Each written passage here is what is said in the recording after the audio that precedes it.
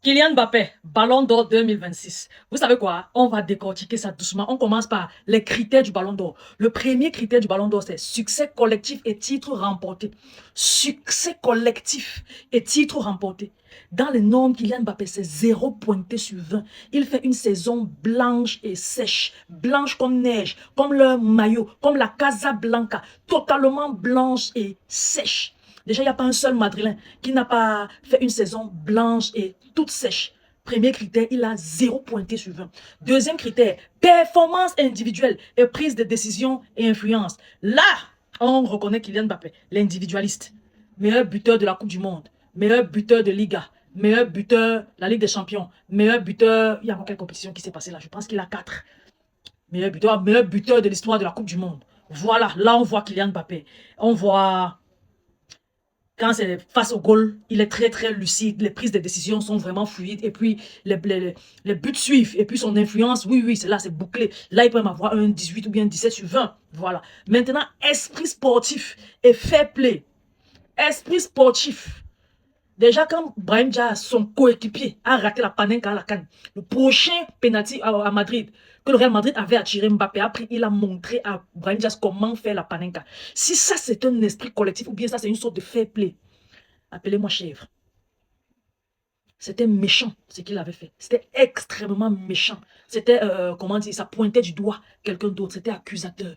Et c'est d'un égocentrisme qui ne s'explique pas. On voit à chaque fois que le Real Madrid perd les matchs, comment est-ce que Kylian Mbappé et compagnie se comportent. Quand il faut faire la aide d'honneur au Barça, il décide de ne pas faire. Quand c'est le coach, durant la Super Coupe d'Espagne, le Barça a remporté face au Real, le coach Xavi Alonso dit, venez, on va faire la aide d'honneur au Barcelonais. Mbappé dit, non, on ne leur fait pas la aide d'honneur. Rentrons au vestiaire. Ils rentrent au vestiaire. Après, le premier Classico, quand ils ont gagné le Barça 2-1, vous avez vu le comportement de chien qu'ils ont affiché. Kylian Mbappé était dedans. Jude Bellingham était dedans. Vinicius, alors, c'est le patron. Donc, même sur ce critère-ci, Kylian Mbappé pointe un 0 parce que le comportement qu'il a affiché dernièrement, c'est pas beau. Même le bruit qui sort du vestiaire de Madrid n'est pas bien. Ce que les Français disent de lui au jour d'aujourd'hui, qu'il ne joue pas dans un collectif, qu'il est égocentrique, il ne fait que tout pour bonifier ses stats à lui, pour briller seul. Il n'est pas fair play. L'esprit sportif, il n'a pas. L'esprit collectif, il n'a pas. Maintenant, performance individuelle lors des grands matchs.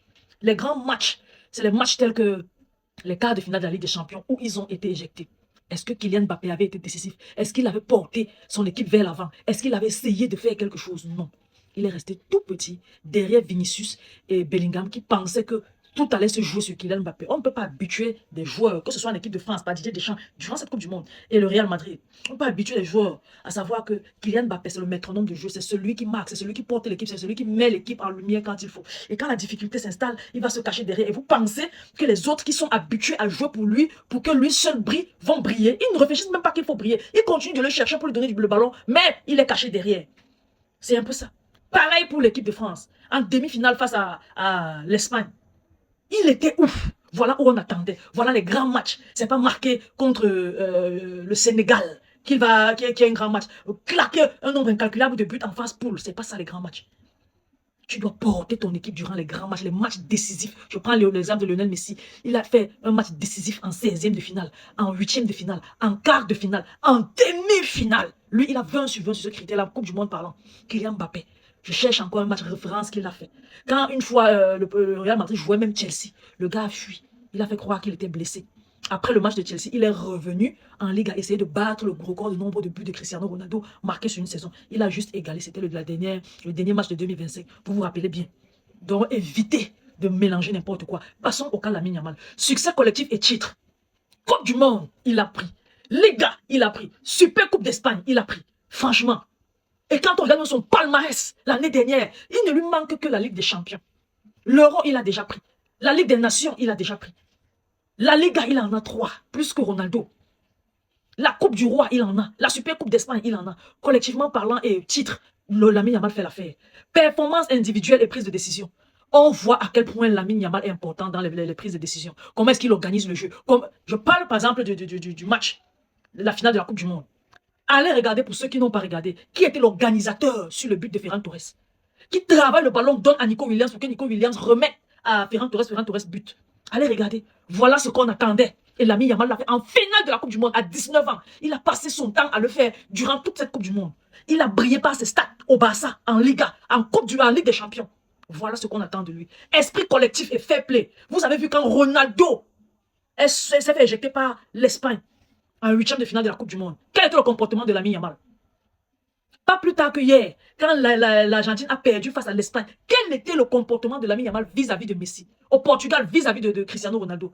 Et vis-à-vis de tous les joueurs adversaires avec qui il a joué. Est-ce que vous avez déjà vu Lamine Yamal bagarrer à la fin d'un match? Même quand on crie des cris de singe visant Lamine Yamal, il ne répond pas de façon brutale. Il a un esprit sportif bien, fair play, parfait. Et maintenant, performance individuelle lors des grands matchs.